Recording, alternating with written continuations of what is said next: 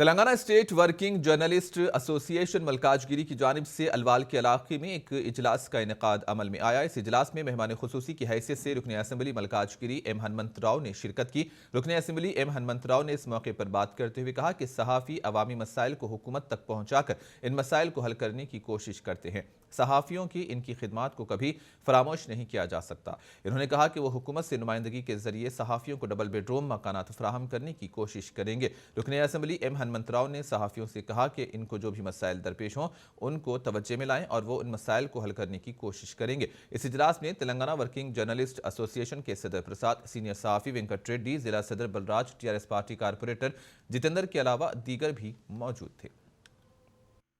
కూడా నా దృష్టిలో ఉన్న ఏదైతే డబుల్ బెడ్రూమ్ అన్నారో ఆ డబుల్ బెడ్రూమ్ తప్పకుండా అది పాలసీ మ్యాటర్ కాబట్టి గౌరవ ముఖ్యమంత్రి గారికి నేను చెప్పి తప్పకుండా కన్విన్స్ చేసి మీ కోటా మీకు అలాట్ చేసే విధంగా నా పూర్తి ప్రయత్నం చేస్తాను. 100% ఐ మేక్ ఇట్ పాసిబుల్ అని చెప్పి కూడా ఈ సందర్భంగా తెలియజేస్తా ఉన్నాను. మరి అదే కాకుండా ఇప్పుడే పెద్దలు గౌరవనీయులు స్వామి మా వెంకటరెడ్డి గారు చెప్పినట్టు మీ ప్రీమియం ఈసారి ఆ ప్రీమియం 2 lakhs అవుతుందో ఏదవుతుందో మీ ఇన్సూరెన్స్ గురించి నేను పర్సనల్ గా నేను ఇస్తానని చెప్పి సందర్భంగా తెలియజేస్తా ఉన్నాను.